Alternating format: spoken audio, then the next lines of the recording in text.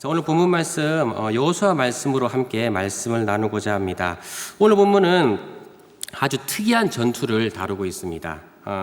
이스라엘이 한 전투에 참여하게 되었는데 방금 읽었던 본문에서도 알 수 있지만은 이 전투에 태양이 등장하고 그리고 달이 동원되기도 합니다.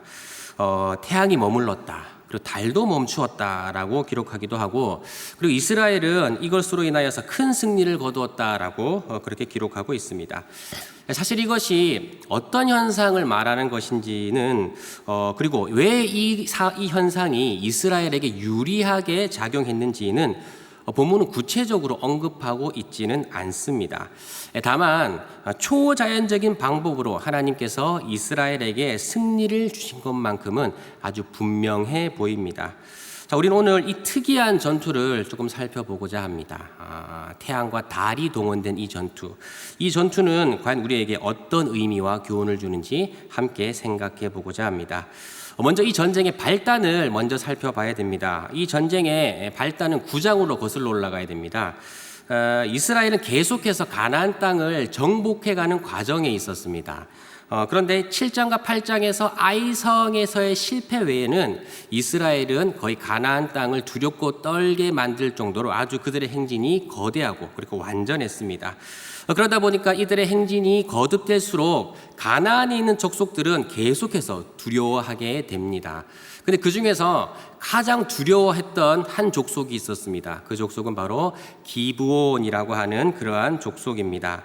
이들이 특히나 이스라엘을 두려워했는데, 그런데 이들은 그래서 너무 두려웠던 나머지 이스라엘의 행진에 있어서 하나의 대책을 세워야겠다라고 생각을 하게 된 겁니다. 우리가 이스라엘과 맞닥뜨리면 우리는 살아남을 수 없겠구나. 그래서 우리가 살기 위해서는 어떤 대책을 세워야 된다. 그런데 그 대책을 강구해 보니까 우리 이스라엘과 화친 조약을 맺자. 우리 협정을 맺으면은 우리를 진멸하지 않을 것 아니냐라고 그렇게 결론에 이르렀습니다. 자, 그런데 한 가지 문제가 있었습니다. 뭐가 문제가 됐냐면은 이스라엘은 가나안 족속과 절대로 화친 조약을 맺을 수 없다는 것이었습니다. 하나님께서는 가나안 족속을 진멸의 대상으로 보시지 조약의 대상으로, 화합의 대상으로 보지 않으셨기 때문에 이스라엘에게 아주 엄히 그렇게 명령하셨습니다. 기브온 족속은 이 사실을 알고 있었기 때문에 하나의 꾀를 내어가지고 이스라엘과 화친 조약을 맺게 됩니다. 우리 9장 6절 말씀인데요. 함께 한번 읽어보도록 하죠. 9장 6절 말씀입니다. 시작. 그들이 길갈 진영으로 가서 여호수아에게 이르러 그와 이스라엘 사람들에게 이르되 우리는 먼 나라에서 왔나이다. 이제 우리와 조약을 맺읍시다 하니. 자, 기브온이 어떤 꾀를 냈냐면은 자신들이 가나안 족속이 아니다라고 거짓말을 하는 겁니다. 우리는 먼 나라에서 온 족속이다라고 우리를 소개하고 그리고 그들과 화친 조약을 맺자. 라고 그렇게 꾀를 내게 된 겁니다. 자, 그런데 이 기브온 족속의 이러한 제안에 이스라엘은 어떻게 대처를 했을까요? 본문 9장 14절 15절 말씀도 함께 한번 읽어보도록 하죠. 14절 15절입니다. 시작. 우리가 그들의 양식을 취하고는 어떻게 할지를 여호와께 묻지 아니하고 여호수아가 곧 그들과 화친하여 그들을 살리리라는 조약을 맺고 회중 족장들이 그들에게 맹세하였더라. 자, 이스라엘은 이들의 말에 속아서 그냥 쉽게 조약을 맺었다라고 그렇게 이야기하죠. 그런데 14절은 이들의 이러한 태도를 한 번 더 지적해 줍니다. 어떻게 지적해 주냐면은 어떻게 할지를 여호와께 묻지 아니하고라고 지적을 하고 있죠. 다시 말해서 이스라엘의 영적 무감각 상태를 다시 한번 지적해 주는 말입니다. 바로 앞 사건은 7장 8장에는 아이성 사건이 있습니다. 그 사건에서도 그들은 영적 무감각으로 다시 한번 실수를 해서 하나님께 아주 크게 혼이 난 적이 있는데, 그런데 여기서 9장에 이르러서 다시 그들은 또 한 번 실책을 저지르고 마는 것입니다. 그리고 이 기브온 족속이 거짓말을 했다는 것이 뒤늦게 사흘 뒤에야 밝혀지게 되는데, 이 뒤늦게서야 이제 이스라엘 지도자들이 이 일을 수습하기 시작하는 겁니다. 우리 가나안 족속과 우리도 모르게 조약을 맺었어.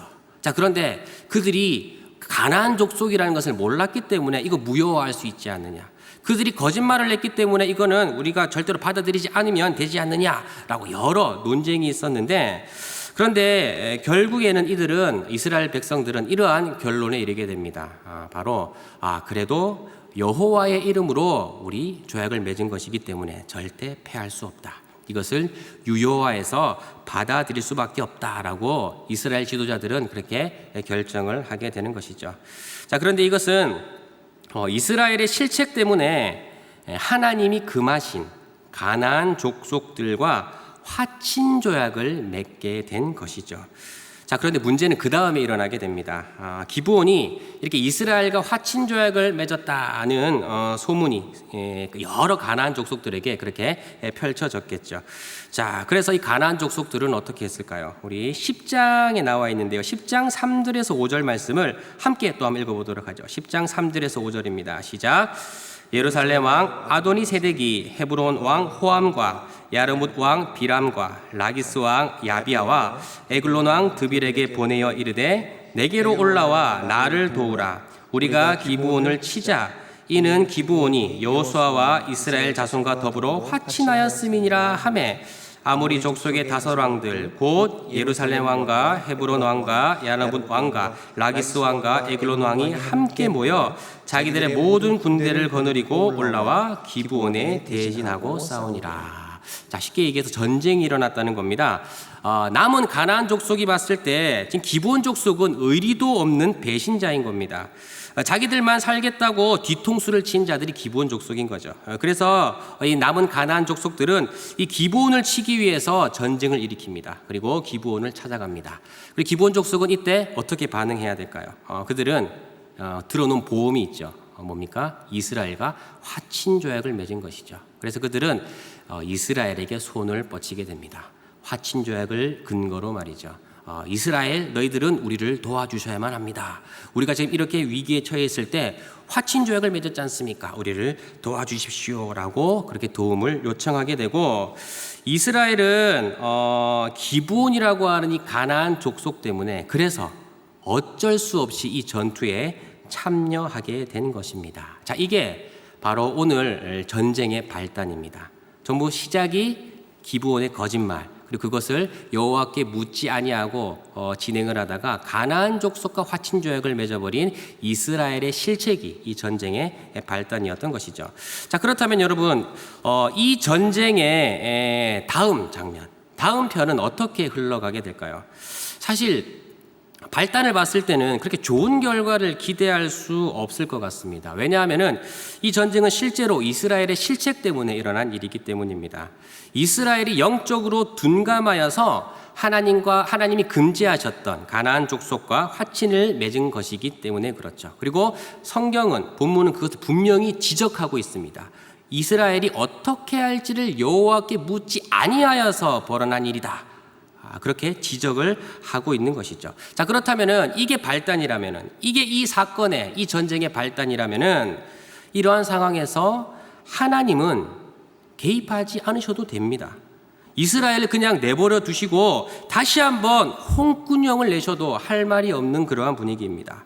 자, 그런데 여러분, 놀랍게도 그럼에도 불구하고 이 전투에 하나님이 아주 강력하게 개입하셨다는 것을 우리는 알게 됩니다. 10장 11절 말씀 보시면은 이러한 말이 있습니다. 그들이 이스라엘 앞에서 도망하여 벳호론의 비탈에서 내려갈 때에 여호와께서, 이런 얘기가 있어요. 하늘에서 큰 우박덩이를 아세가에 이르기까지 내리심에 그들이 죽었으니. 그리고 그 다음 표현이 중요합니다. 이스라엘 자손의 칼에 죽은 자보다 우박에 죽은 자가 더 많았더라. 이스라엘 자손의 칼에 죽은 자들보다 우박에 죽은 자들이 더 많았더라라고 기록하고 있죠. 이건 무슨 말입니까? 하나님이 우박을 내리셔서 그 적군들을 무찌르셨다는 얘기죠. 이스라엘의 칼에 죽은 자보다 이 우박에 죽은 자가 더 많았다고 기록함으로써 하나님이 이 전쟁에 아주 강력하게 개입하셨다는 것을 우리에게 본문은 알려주고 있습니다. 자, 그런데 여기서 끝난 게 아닙니다. 더 나아가서 하나님은 이렇게도 이스라엘을 도우셨습니다. 문제의 오늘 본문입니다. 우리 다시 한번 우리 12절 13절 말씀을 함께 한번 읽어보도록 하죠. 12절 13절 말씀입니다. 시작. 여호와께서 아모리 사람을 이스라엘 자손에게 넘겨주시던 날에 여호수아가 여호와께 아뢰어 이스라엘의 목전에서 이르되 태양아 너는 기브온 위에 머무르라. 달아 너도 아얄론 골짜기에서 그리할지어다 하매 태양이 머물고 달이 멈추기를 백성이 그 대적에게 원수를 갚기까지 하였느니라.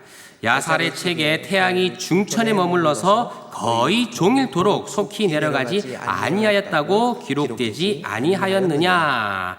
여러분 앞서 말씀드렸듯이 여기 나온 태양이 머물렀다, 달이 멈추었다는 말이 무슨 말인지 본문은 정확히 언급하고 있지는 않습니다. 그래서 이것을 추석하는 사람들도 여러 의견들이 쏟아질 수밖에 없습니다. 그래서 어떤 사람은 이것은 지구의 자전이 멈추었다는 말을, 당시에는 그런 과학이 발달되지 않았기 때문에 그 시대에 맞는 표현으로 이렇게 썼을 것이다 라고 이야기하는 사람들도 있고, 아니면 태양빛이 굴절되어서 이스라엘에게 유리하도록 작용했다는 말일 것이다, 뭐 이런 등등 여러 가지의 의견이 있습니다만은 이 사항에 대해서는 논쟁만 있을 뿐 사실 결론은 내리지 못했습니다. 다만 한 가지 공통적으로 그들이 가지는 견해는 이겁니다. 지금 이 전쟁에 뭐가 동원이 됐습니까? 태양이 동원되고 달이 동원이 되었죠. 그렇다면 이것은 전 우주적인 현상으로 하나님께서 이 일에 간섭하셨다는 얘기다. 하나님의 역사가 자연을 넘어서서 온 우주적으로 동원된 그러한 사건일 것이다 라는 것에는 거의 동의합니다.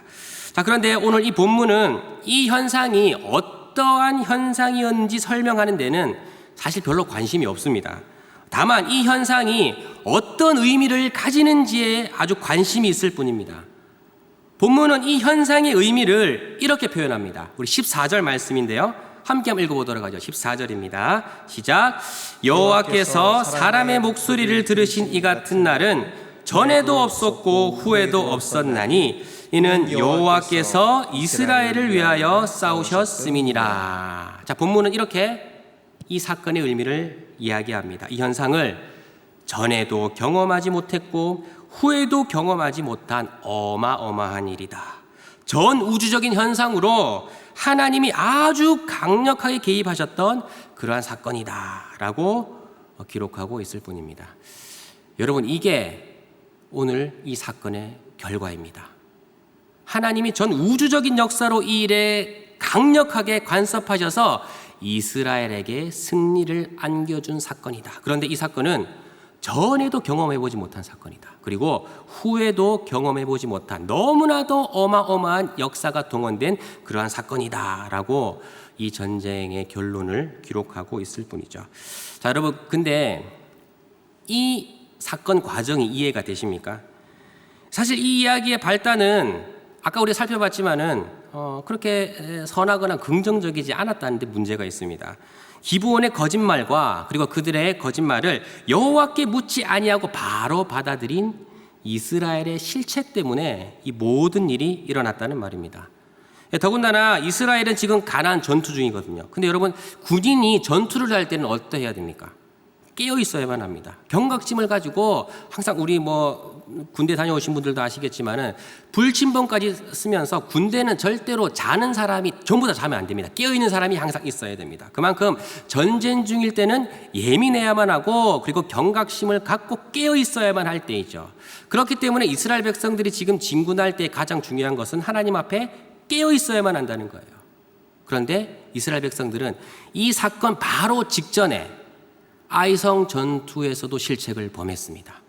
영적 무감각한 모습을 한번 보였습니다. 그리고 그 다음에 이들은 또다시 같은 실책을 범하고 맙니다. 여호와께 묻지 아니하고 자기들 마음대로 행동하다가 자기들도 모르게 하나님께서 금하신 가나안 족속과 화친 조약을 맺어버린 그러한 결과를 낳았다는 말이죠. 자, 그런데 여러분, 그렇다면은 이게 전쟁의 발단이라면은 이 다음에 하나님이 이 전쟁에 도움을 주셔야만 할까요? 도움을 주지 않으셔도 될까요? 주지 않으셔도 됩니다. 이거는 지금 이스라엘의 실책 때문에 벌어진 일이기 때문입니다. 다시 한번 이스라엘을 내버려 두셔가지고 그들이 한 번 더 혼날 수 있도록, 그래서 정신 차리도록 내버려 두셔도 됩니다. 자, 그런데 그럼에도 불구하고 어떤 일이 벌어졌다고 본문은 이야기하고 있습니까? 하나님이 아주 강력하게 개입하셨다고 이 사건을 이야기하고 있다는 거예요. 아니, 오히려 더 이전에도 없었고 그리고 이후에도 경험해보지 못한 전 우주적인 역사로 하나님이 이들을 도우셨다라고 그렇게 이야기를 하고 있다는 겁니다. 여러분, 이게 이해가 되십니까? 사실 우리는 어떤 이야기 구조에 익숙하냐면은 권선징악이라든지 뭐 인과응보라든지 이런 구조에 아주 익숙합니다. 그렇기 때문에 이스라엘 백성들이 이러한 결과를 얻으려면은 앞의 내용은 어떠해야만 하냐면은 이스라엘 백성들이 너무나 훌륭하게 하나님 앞에 헌신했더라. 말씀 하나하나를 다 여쭤가면서 그렇게 순종했더라. 라는 이러한 이야기들이 있어야 하는데, 그런데 앞의 내용들은 그런 얘기가 아니라 오히려 어떤 이야기를 담고 있다고요? 이스라엘의 실책을 지적하고 있다는 겁니다. 다시 말해서 이 사건은 지금 원인과 결과가 일치하지 않는다는 데 문제가 있습니다. 이런 결과를 얻기에는 이스라엘의 실책이 너무 크고 치명적이라는 말이죠. 자, 이걸 어떻게 설명해야 될까요? 권선징악이나 인과응보 이런 데 익숙한 우리들에게는 이거를 설명할 길이 없습니다. 여러분, 그런데 이 이야기를 풀 수 있는, 설명할 수 있는 하나의 단어가 있습니다. 그게 뭔지 아십니까? 우리가 너무나 자주 쓰는 익숙한 그러한 단어이기도 합니다. 바로 은혜라는 단어입니다. 여러분, 은혜의 가장 분명한 정의는 뭘까요? 은혜의 가장 분명한 정의, 이것이 은혜다라고 설명할 수 있는 한 문장, 한마디는 뭘까요? 저는 은혜를 이렇게 정의합니다. 원인과 결과가 일치하지 않는 것. 원인에 합당하지 않는 결과를 얻는 것. 그래서 이러한 결과를 받을 자격도 없고 왜 이런 결과가 주어졌는지 설명할 수 없는 것. 저는 이것이 은혜의 가장 분명한 정의라고 생각합니다. 또다시 이스라엘은 실책을 저질렀습니다. 그렇기 때문에 이들은 그 다음에 혼나도 마땅합니다. 이들은 하나님이 내버려 두시고 전쟁에 패하게 해도 마땅합니다. 그러나 하나님께서는 이들에게 그렇게 하지 않으셨습니다. 아니, 더 놀라운 역사로 이들과 함께 하시고 이들의 문제에 개입해 주셨습니다. 그래서 본문은 이렇게 이야기하죠. 이전에도 경험해보지 못했던, 그리고 이후에도 없었던 너무나 놀라운 역사가 이들 가운데 일어났다. 그리고 이들에게 승리와 영광이 주어졌다라고 기록하고 있습니다.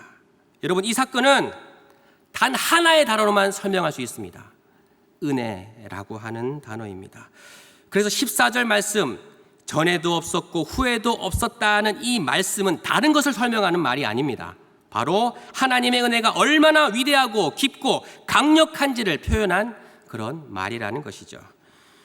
여러분, 사실 여호수아가 어떤 책이냐면은 여러분들이 많이 들어보셨을 겁니다. 여호수아는 강조하는 주제는 사실은 순종입니다. 1장을 펴보면은 하나님께서 여호수아에게 하시는 말씀은 좌로나 우로나 치우치지 아니하고 율법의 말씀을 쫓아서 가라. 그러면 가나안을 정복할 수 있다. 말씀의 순종을 요청하시는 게 여호수아의 서론입니다. 그리고 이스라엘 백성들이 정말 순종해 가면서 그렇게 하나님 말씀을 따를 때에 이들은 세상이 경험해보지 못한 여러 승리를 얻게 된다는 것이 여호수아가 가지고 있는 핵심 주제라는 것이죠. 자, 그런데 오늘 본문은, 우리가 방금 읽었던 이 본문은 그 주제에 좀 어긋나는 사건입니다. 주제와 맞지 않는 사건이죠. 이스라엘이 순종하지 않고 불순종했을 때, 영적으로 무감각했을 때에 일어난 사건이라는 겁니다. 여러분, 왜 하나님께서는 다른 때도 아니고 그래도 조금이라도 순종했을 때 이 사건을 주셨으면 되는데 왜 실책을 저질렀을 때 이러한 놀라운 결과를 이들에게 허락하셨을까요? 그것은 바로 이러한 이유 때문입니다. 아까 여호수아의 핵심 주제가 순종이라고 했죠. 그런데 우리는 보통 순종이라고 하면은 이 순종까지도 우리의 결단과 우리의 의지로 하는 것이다, 이루어가는 것이다 라고 생각하기 쉽습니다. 거기에 메시지를 던지는 사건이 바로 오늘 사건입니다. 바로 이 순종까지도 사실은 무엇 때문에 이루어지는 겁니까?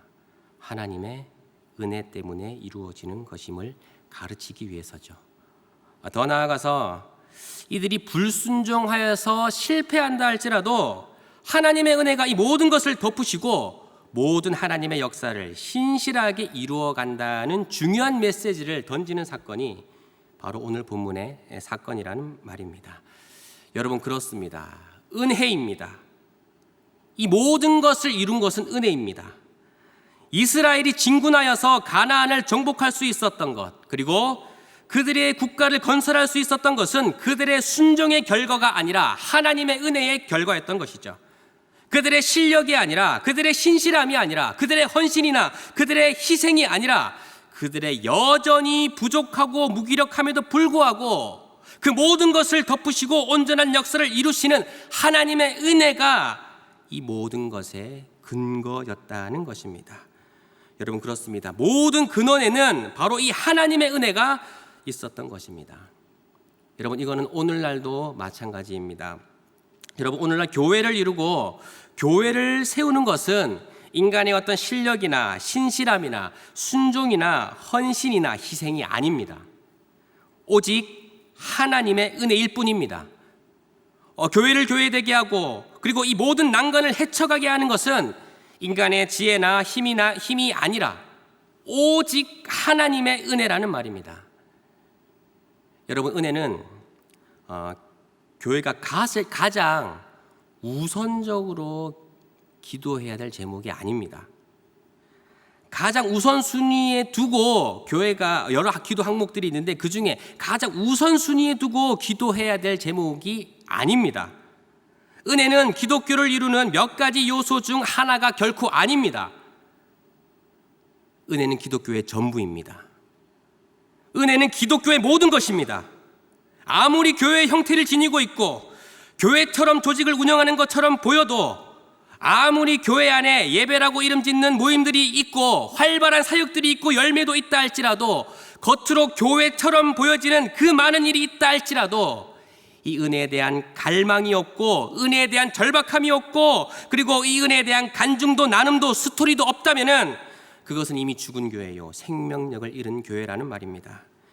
여러분, 하나님의 은혜만이 오직 교회를 교회되게 하며 생명력이 넘치게 하며 매일매일 승리하는 길로 교회를 이끄는 것입니다. 그러므로 오늘날 교회가 전적으로 회복해야 되는 것은 다른 게 아닙니다. 바로 하나님의 은혜에 대한 갈망이라는 것이죠. 여러분, 이 은혜에 대한 갈망을 교회 안에 풍성하게 하고 그리고 이 은혜를 망각하지 않기 위해서 우리는 오늘 좀 두 가지를 좀 생각해 보고자 합니다. 이 은혜만이 교회를 살린다면은, 이 은혜만이 교회를 일으킬 수 있는 유일한 힘이라면은 이것을 더욱더 풍성하게 하고 이것을 망각하게 하지 않으려면은 이 두 가지를 좀 기억했으면 좋겠습니다. 첫째로는 여러분들이 잘 될 때에도 여전히 하나님의 은혜가 필요하다는 것을 기억하십시오. 사실 우리는 무언가 잘 될 때 조심해야만 합니다. 오히려 우리 인생이 잘 풀리고 그리고 많은 사람들에게 칭송받을 때, 그리고 박수 받을 때, 심지어 자신이 의로운 일을 하고 있을 것 같다, 있다고 여겨질 때, 그래서 자신에게 심취할 때, 그때가 정말 위험한 순간이 될 수 있다는 것을 기억하십시오. 왜냐하면 인간의 본성은 언제나 하나님을 밀어내고 자신이 추앙받기를 원하는 그런 본성으로 가득 차 있기 때문입니다. 제가 한 교회에서 사역할 때입니다. 그 교회는 좀 독특한 상황에 놓여 있는 교회였습니다. 담임 목사님이 몸이 많이 아프셔가지고 사역을 온전히 할 수 없는 그러한 상황이었습니다. 그런데 전임 사역자를 한 명 두고 그래 사역을 해야 되는데 그럴 수 있는 교회 형편도 되지 않았습니다. 그런데 제가 우연히 그 교회에서 사역을 하게 되었습니다. 그리고 담임 목사님이 많이 아프시다 보니까 제가 감당해야 될 일들이 많이 있었죠. 그래서 담임 목사님은 심지어 심각한 수술을 받게 되셔서 한 7개월 정도 강단을 비워야만 하는, 그래서 거의 모든 사역을 저 혼자 감당해야만 하는 그런 교회이기도 했습니다. 자, 그런데 이때를 조심해야 됩니다. 부목사가 너무 또 설쳐도 안 되거든요. 그래도 너무 일을 안 해도 안 됩니다. 아주 적당하게 좌로나 우로나 치우치지 아니하고 아주 적당하게 움직여야 되는데, 그래서 저는 다른 것에는 절대 일체 나서지 않고 필요한 부분에서만 최소한으로 나서면서 제가 해야 될 일들에만 아주 성실히 그렇게 해 나갔습니다. 그리고 담임 목사님은 그 교회 담임 목사님은 그래 수술 이후에 복귀하셔서 그래 저에게 너무 고맙다고 그렇게 격려해 주시고 칭찬을 해 주기도 하셨죠. 자, 그리고 성도들도 그러다 보니까 저를 상당히 귀하게 여겨 주시는 겁니다. 그래서 제가 아주 조금만 잘해도 막 칭찬해 주고 그래서 제가 뭔가 대단하게 잘한 것처럼 얘기해 주시고 그렇게 하셨습니다. 그리고 제가 하는 모든 사역들도 아낌없이 지원해 주시고 격려해 주시고 그리고 고마움을 표현해 주셨습니다. 자, 그런데 그러다 보니까 제가 그런 것들에 좀 심취하게 된 겁니다. 마치 제가 아주 의로운 일이라도 하고 있는 것처럼 이 어려운 교회에 나 같은 사람이 와서 얼마나 다행이야 뭐 이런 마음도 가지면서 저 자신도 모르게 저에 대해서 약간 아주 심취했던 것입니다. 자, 그러다가 저는 한 청년들을 데리고 그때 제가 청년부를 맡고 있었는데 청년들을 데리고 작은 교회를 돕는 사역을 하나 기획했습니다. 그 전까지는 청년부 자체로 그 사역을 진행한 적은 없었습니다. 그래서 제가 그 사역을 기획하고 하면 성도들이 이전과 같이 많이 밀어주고 많이 도와주겠지, 그리고 많이 칭찬도 해주고 그렇게 해주겠지. 그래서 그 사역도 아주 잘 될 것이다라고 여겼습니다. 그런데 일이 잘 풀리지 않았으니까 제가 이 얘기를 하겠죠. 그 사역은 시작부터 삐걱하기 시작했습니다. 시작부터 성도들에게 광고를 하고 홍보를 하고 여러 자금이나 이런 것들 우리 스스로 마련하기 위해 가지고 뭐 헌금하기도 하고, 그리고 또 교회 안에 성도들에게 차를 팔기도 하면서 막 교회 청년들이 자체적으로 기획한 그런 사역들을 진행하고 있는데, 이러한 일들에 어른들이 계속 입에 대기 시작하는 겁니다. 뭐 이런 거는 이렇게 팔면 안 되고 저렇게 해야 되고 계속 막 코치하면서 청년들에게 계속 상처 주는 말들을 계속 하는 겁니다. 그리고 그 사역이 계속 진행될 때마다 흔히 말하는 시비를 계속 거시면서 우리 청년들이 이 일을 할 의욕을 주시지 않는 겁니다. 저는 그것을 보면서 상당히 속상했습니다. 이런 의미 있는 일을 하는데 오히려 잘해보려고 하는데 청년들을 좀 격려해 주시면 어디가 덧납니까? 이런 마음으로 좀 약간 속상했었는데, 근데 그 시절 저는 저를 잠시 곰곰이 한번 돌아보는 시간을 가졌습니다. 저를 한번 돌아보니까 그 사역을 준비하면서 그때 제게 아주 중요한 것이 하나 빠져 있다는 것을 알게 되었습니다. 그게 뭐였냐면은 바로 기도였습니다. 물론 여러분 기도했습니다.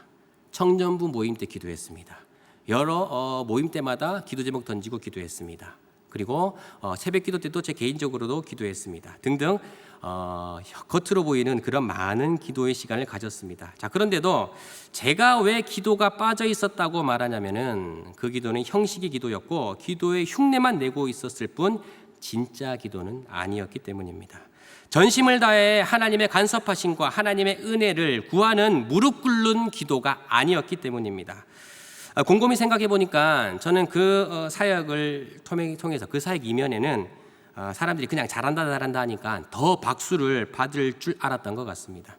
그래서 담임 목사님이 아프신데 교회가 침체되지 않도록 부목사가 그렇게 열심히 잘하는구나, 이런 말을 더 듣고 싶었던 것 같습니다. 그리고 작은 교회를 돕는다는 그 의미 있는 일을 하니까 사람들이 많이 도와줄 것이다 생각을 했던 것 같습니다.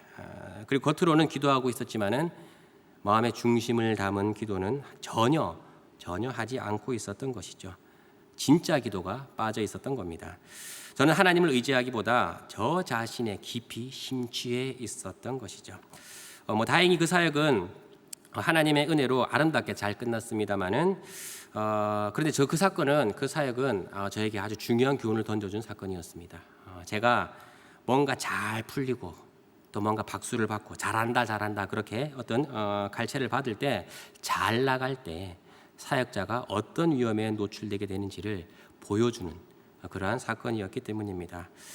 여러분, 그렇습니다. 하나님의 은혜가 언제 망각되기 쉽냐면은 뭔가 잘 풀릴 때입니다. 사람은 뭔가 잘 풀릴 때를 조심해야만 합니다. 심지어 자기 자신이 뭔가 의로운 일을 하고 있고 헌신하고 있다고 생각될 때를 조심해야만 합니다. 여러분, 그때에도 우리의 실력으로 해낼 수 있는 것은 아무것도 없습니다. 그 자리에도, 그 현실에도 여전히 필요한 것은 하나님의 강력한 은혜라는 말이죠. 여러분, 그렇기 때문에 여러분들이 잘 될 때, 뭔가 잘 풀릴 때, 사람들의 칭찬이 많을 때, 심지어 내가 의로운 일을 하고 있을 그때를 여러분 조심하십시오. 여러분에게 심취하지 마십시오. 여러분들이 가진 것들을 의지하지 마십시오. 모든 것이 잘 풀릴 그때에도 여전히 필요한 것은 하나님의 은혜 외에는 없습니다. 오히려 그 시간에 우리는 무릎 꿇고 하나님의 은혜를 간구하며 갈망하며 나아가야 한다는 것이죠. 그리고 두 번째로 우리가 하나님의 은혜를 망각하지 않으려면, 교회 안에 이 하나님의 은혜를 더욱더 풍성하게 하려면은 첫 번째가 극단이라고 할 수 있는데 바로 이겁니다. 모든 것이 완전히 무너졌을 때에도 하나님의 은혜만 있다면 모든 것이 넉넉히 넘치도록 회복된다는 이 믿음을 잃지 마십시오. 여러분, 절망의 순간에도, 아무것도 보이지 않는 순간에도 하나님의 은혜만 있다면 우리는 일어날 수 있습니다. 여러분, 하나님의 은혜는 단지 우리의 삶을 회복시키기에 충분한 정도만 주는 그러한 은혜가 아닙니다. 저는 하나님의 은혜를 그래서 이렇게 표현합니다. 충분함을 넘어서는 은혜. 하나님의 은혜는 그것을 회복할 만큼의 그 정도만 주는 그런 은혜가 아니라 충분함을 넘어서서 차고 넘치도록 부어지는 은혜가 하나님의 은혜라는 것이죠. 여러분, 이러한 사례는 성경 어디에서나 쉽게 찾을 수 있는 이야기입니다. 우리가 살아가면서 자신의 이야기나 다른 사람들을 통해서도 한 번쯤은 경험하게 되는 그런 간증이기도 합니다. 제가 아는 한 분은 가정이 완전히 파탄되어 가지고 자살까지도 생각했던 한 분인데, 근데 복음을 만나가지고 그리고 그 이후에 모든 가족을 화합시키고 그리고 지금 훌륭한 사역자로 살아가는 한 분을 알고 계십니다. 저는 이 많은 사례들도 있고 많은 이야기들도 있지만, 그런데 이 사례를 설명하기 위해서 다른 모든 것들을 뒤로 하고 이 사건을 가장 분명하게 이야기할 이 사건을 이야기하고자 합니다. 바로 주님의 십자가 사역입니다. 전 사실 설교를 준비하면서 이 사례에 좀 적합한 다른 사건을 사실 좀 준비했었습니다. 근데 준비하는 중에 하나님의 은혜를 가장 깊고 가장 분명하게 설명할 수 있는 것은 이것이다라는 확신이 들었습니다. 바로 주님의 십자가 사역입니다. 여러분, 주님의 십자가가 주는 은혜의 메시지가 혹시 뭔지 아십니까? 주님이 우리에게 십자가를 통해서 주시고자 하시는 메시지, 거기에 핵심 메시지가 여러분 무엇인 줄 아십니까? 바로 이겁니다. 주님의 구속사역이 가망 없고 소망 없는 우리를 죄에서 건지는 수준으로만 구원한 게 아니라는 말입니다. 주님께서 우리에게 주신 구원은 구원받을 만한 충분함을 넘어서 넘치도록 부어주신 구원이라는 것이 바로 십자가가 주는 메시지라는 겁니다. 여러분, 조준모 교수님의 십자가에서라는 찬양을 혹시 아십니까? 작년에 우리가 좀 많이 불렀던 찬양이기도 하죠. 그 찬양 가사에 보면은 이런 가사가 있어요. 고아에서 아들로, 저주에서 용납으로, 죄인에서 의인으로. 제가 가장 은혜 받았던 구절은 바로 이 구절입니다.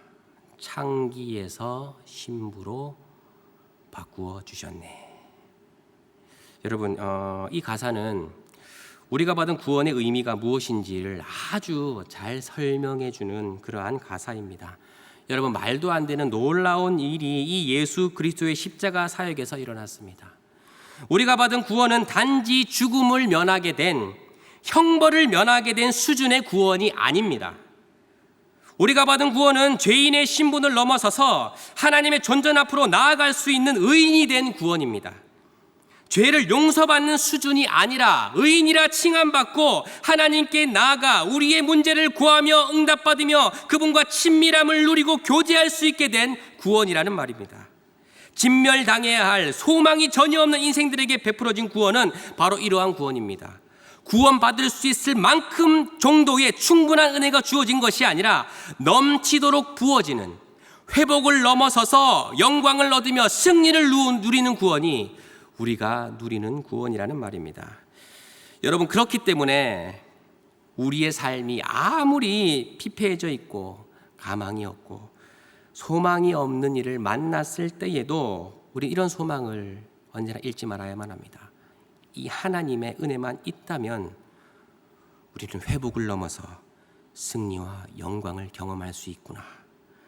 여러분, 이 믿음을, 이 확신을 잊어버려서는 안 된다는 말입니다. 여러분, 코로나 시대에 우리는 가장 많이 나누었던 단어가 있다면 절망이라는 단어일 겁니다. 그리고 우울이라는 단어일 겁니다. 어제 호우주를 보신 분들도 아시겠지만 여러 사연들이 많이 소개됐었죠. 그 사연들을 보면서 정말 우리 성도들이 많은 어려움을 겪고 있구나라는 그런 사례들이 참으로 많았습니다. 여러분, 그렇습니다. 참 절망적인 한 해를 우리는 보내고 있죠.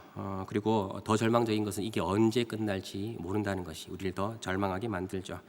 그리고 우리는 앞으로 정말 우리의 생존의 문제를 더 걱정해야 될 수도 있습니다. 교회도 마찬가지입니다. 교회도 사회 여러 곳으로부터 공격받고 설 자리를 잃어가면서 힘을 잃어가는 그러한 시대이기도 하죠. 여러분, 근데 이럴 때 정말 우리에게 필요한 게 뭘까요? 절망이라는 단어로 도배된 그러한 일상을 계속 살아가는데 어두워지는 것 같은 그러한 시절을 우리가 살아가고 있는데, 이럴 때에 우리에게 정말 필요한 것은 무엇일까요? 우리를 이끌어줄 새로운 영웅이 필요한 걸까요? 아니면 지도자가 필요합니까? 아니면 우리의 어떤 결단력이 필요합니까? 여러분, 모든 것은 물론 다 필요한 것들입니다. 자, 그러나 여러분, 우리에게 가장 필요한 것은, 전적으로 필요한 것은 다른 게 아닙니다. 오직 하나님의 은혜 외에는 없습니다. 여러분, 이 하나님의 은혜만 있다면은 우리는 다시 일어날 것이며, 다시 부흥을 경험할 것이며, 다시 영광과 승리를 맛보는 능력의 교회가 될 것입니다. 여러분, 오늘 말씀을 정리하면서 저는 이 질문으로 오늘 말씀을 정리하고자 합니다. 여러분, 신앙이 깊어진다는 말의 의미는 뭘까요? 우리가 보통 신앙생활을 하는데 그 신앙생활이 성숙해 간다, 잘한다, 그리고 신앙이 깊어진다, 이런 얘기들을 많이 하는데, 그럼 그 신앙이 깊어진다, 잘한다는 그 척도, 그 기준은 무엇일까요? 교회 봉사를 많이 하는 것, 아니면은 경건 생활을 잘 해가지고 성경 지식을 날로 쌓아가는 것, 아니 더 나아가서 말씀대로 살아가는 자기 자신을 바라보는 것, 이 모든 것들은 다 중요할 겁니다. 우리가 신앙이 자라고 있다는 분명한 증거요 촉도가 될 겁니다. 그런데 그보다 앞서서 점검해야 되는 말이 있습니다. 신앙이 깊어진다는 말의 가장 분명한 의미, 가장 확실한 의미, 그건 이겁니다. 하나님의 은혜에 대한 갈망이 점점 더 깊어지는 것. 오늘도 나에게는 하나님의 은혜가 없이는 아무것도 할 수 없음을 깨닫고, 하나님의 은혜만이 나를 살릴 길이며, 내가 부를 유일한 이름이며, 내가 목말라 해야 하는 유일한 것임을 시간이 지나면 지날수록 더욱더 깨닫고 매일매일 더욱더 뼈저리게 느끼게 되는 것. 이것이 바로 신앙이 깊어진다는 말의 가장 분명한 의미라는 것이죠. 어떻게 보면 우리가 상실하고 있는 것이 이것이 아닐까 생각합니다. 우리가 계속해서 신앙이 성숙하고 있다는 것을 점검할 때에 얼마나 열심히 뭔가를 이루었느냐, 봉사했느냐, 많은 지식을 쌓았느냐, 다 중요합니다만은 그 중심 안에 우리가 정말로 점검해야 되는 것이 하나 있습니다. 뭐냐면은 오늘도 내가 하나님 앞에 무릎 꿇는 인생을 살고 있느냐, 오늘도 내가 하나님의 은혜가 필요함을 깨닫고 절실히 하나님 앞에 은혜를 구하며 살아가고 있느냐, 아니 어제보다 내일 더, 내일보다 모레 더, 내년 더 점점 나는 그러한 사람으로 살고 있는가가 우리가 점검해야 될 가장 중요한 사항이라는 것이죠. 여러분, 이 은혜에 대한 확신이 그리고 갈망이 더욱더 점점 더 깊어지는 우리 모두가 되기를 바랍니다. 그래서 이 은혜로, 다른 것들이 아니라 이 은혜로 일어서는 우리가 되기를 원합니다. 그리고 이 은혜로 풍성한 삶을 살아가며 이 은혜에 대한 스토리, 이 은혜에 대한 간증을 가득 안고 살아가는 우리 모두가 되기를 주님의 이름으로 축복합니다.